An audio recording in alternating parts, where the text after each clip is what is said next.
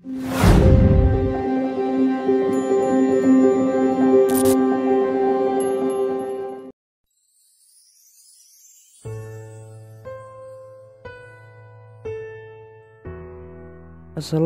warahmatullahi wabarakatuh. Kembali lagi di channel Nasihat Kehidupan Misteri.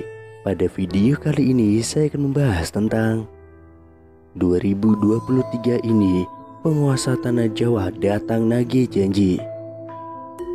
Tahun 2023 Indonesia harus waspada. Pasalnya ramalan Jayabaya mengungkap bahwa tahun 2023 adalah tahun datangnya Sabdo Palon nagih janji. Sabdo Palon nagih janji ini diyakini sebagai tanda akan terjadinya kekacauan atau bencana alam yang akan terjadi di berbagai daerah. Wong Jawa wis ilang Jawane adalah ungkapan Jayabaya yang menyebut tanda-tanda Sabdo Palon datang, memomo masyarakat Jawa yang sudah kehilangan spiritualitasnya. Berdasarkan ramalan Jayabaya mengungkapkan bahwa masyarakat Jawa menunggu datangnya masa Sabdo Palon nagih janji. Kemudian kekacauan merajalela di mana-mana. Tercatat dalam ramalan Jayabaya dalam serat Sabdo Palon Pupuh 4 bersumpah akan muncul kembali sebagai pamomong tanah Jawa setelah 500 tahun runtuhnya kerajaan Majapahit. Apabila dihitung 500 tahun dari kerajaan Majapahit runtuh pada tahun 1478, maka ramalan datangnya masa Sabdo Palon nagih janji jatuh pada tahun 2020 hingga tahun 2023. Pertanda meletusnya Gunung Merapi yang dijelaskan dalam Pupuh 5 dalam serat Sabdo Palon yang berbunyi, Kulon damel pratondo, pratondo tembayang mamihar di Merapi yang jeblok mililahar, lindu peng pitu sedino, kaline banjir bandang. Yang artinya, saya akan membuat pertanda sebagai janji teguh saya apabila Merapi sudah meletus, mengeluarkan lahar, dan terjadi gembah bumi 7 kali dalam sehari, serta banjir bandang akan datang. Dalam serat Sabdo Palon Pupuh 13 disebutkan akan ada ombak munggah daratan, yang artinya merujuk pada sebuah bencana tsunami. Berdasarkan Pupuh 11 dalam serat Sabdo Palon disebutkan panggeblu engkang pinangkung lelorong ngombro-ngombro enjang sugeng sonten praloyo, yang artinya akan datang wabah mengerikan merajalela di mana-mana. Paginya orang-orang masih hidup, sorenya banyak yang mati. Selain itu ada juga kejadian sosial di mana perpolitikan akan memanas di tanah Jawa sehingga Indonesia menjadi carut marut. Hal tersebut lantaran adanya egosentrisme dan eksploitasi yang semakin parah. Disebutkan juga oleh Sabdo Palon bahwa moral masyarakat Jawa banyak yang rusak. Dalam ramalan jangka Jayabaya bahwa masa Sabdo Palon nagih janji ini akan terus menimbulkan kejadian alam dan sosial yang bakal terjadi secara terus-menerus hingga tahun 2056 berdasarkan hitungan waktu yang sudah diperkirakan. Tidak hanya tentang wilayah Pulau Jawa yang disebutkan oleh Sabdo Palon dalam ramalan jangka Jayabaya, tapi masa Sabdo Palon meliputi satu Nusantara atau Indonesia. Itu artinya dari Sabang sampai Merauke diramalkan sama-sama akan mengalami kejadian bencana alam dan sosial yang sama. Datangnya rentetan peristiwa tersebut akan terjadi secara beruntun atau silih berganti dan tidak menentu. Perlu diketahui, Sabdo Palon merupakan tokoh legendaris, pandito, penasihat kerajaan Majapahit, penguasa terakhir yang beragama Buddha dari kerajaan Majapahit di Pulau Jawa. Beberapa ramalan Jayabaya terbukti pada beberapa dekade terakhir.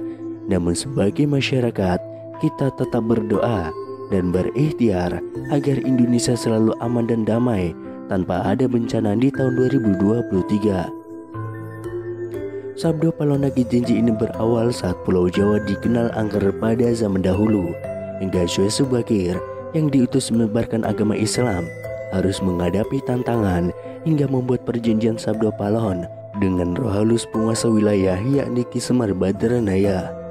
Perjanjian Sabdo Palon itu dibuat sebagai kesepakatan antara Syekh Subakir yang datang menyebarkan agama Islam ke Pulau Jawa yang terkenal angker dengan roh halus penguasa wilayah, yakni Ki Semar Badranaya. Diceritakan pada masa dahulu, Pulau Jawa terkenal angker yang dikuasai roh halus Ki Semar Badranaya. Kedatangan Syekh Subakir yang diutus oleh Sultan Turki, Sultan Muhammad I untuk syiar agama Islam. Setelah keduanya terlibat pertempuran dan sama-sama kuat, Syekh Subakir dan Ki Semar Badranaya akhirnya membuat kesepakatan melalui sebuah perjanjian yang disebut Sabdo Palon. Namun kedatangan Syekh Subakir dalam melakukan syiar Islam di Pulau Jawa saat itu harus mendapat rintangan hingga harus membuat perjanjian dengan Ki Semar Badranaya sebagai roh halus sebagai danyang atau penguasa wilayah tanah Jawa. Syekh Subakir dikenal sebagai orang yang berhasil menumbali Pulau Jawa yang terkenal angker dan wengit pada dahulu kala.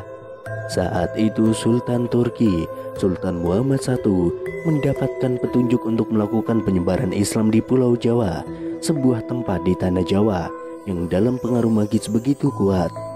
Mulai dari jin hingga setan menghuni setiap sudut tanah Jawa yang saat itu masih berbentuk hutan belantara. Diutuslah rombongan para alim ulama untuk mendatangi Pulau Jawa guna melakukan syiar Islam. Namun alangkah terkejutnya Sultan Muhammad I karena hampir seluruh rombongan tersebut tewas akibat perbuatan para lembut penduduk tanah Jawa yang tidak mau menerima ajaran Islam. Namun petunjuk harus tetap dijalankan, sehingga utusan berikutnya dikirim ke Pulau Jawa yang angker itu. Sosok utusan itu terkenal alim, ahli ruqyah, memiliki kemampuan untuk berinteraksi dengan dunia gaib. Bahkan sosok ini memiliki keahlian dalam membabat tanah yang angker. Dialah Syekh Subakir yang memiliki nama asli Syekh Tambu Ali bin Syekh Bakir, berasal dari tanah Persia atau yang sekarang lebih dikenal dengan negara Iran, yang langsung berlayar ke Pulau Jawa atas perintah Sultan Muhammad I. Sesampainya di Pulau Jawa, Syekh Subakir langsung menuju ke Gunung Tidar yang diyakini sebagai titik pusat dari tanah Jawa. Di puncak gunung ini, Syekh Subakir memasang tumbal berupa batu hitam yang sudah diraja. Batu tersebut dikenal dengan sebutan Aji Kalacakra untuk menetralisir daya magis negatif dari bangsa jin. Selama 3 hari 3 malam, batu tersebut mengeluarkan hawa yang sangat panas hingga para lelembut terpaksa menyingkir ke Laut Selatan Jawa. Kejadian itu kemudian sampai mengusik ketenangan Ki Semar Badranaya, sang danyang tanah Jawa yang selama ribuan tahun khusyuk bertapa. Pertempuran pun akhirnya tidak terhindarkan antara Syekh Subakir dengan Ki Semar Badranaya selama 40 hari 40 malam. Namun selama pertempuran itu keduanya sama-sama kuat, sampai akhirnya Ki Semar Badranaya menawarkan perundingan kepada Syekh Subakir, yang mana menghasilkan sebuah kesepakatan perjanjian yang terkenal dengan sebutan perjanjian Sabdo Palon.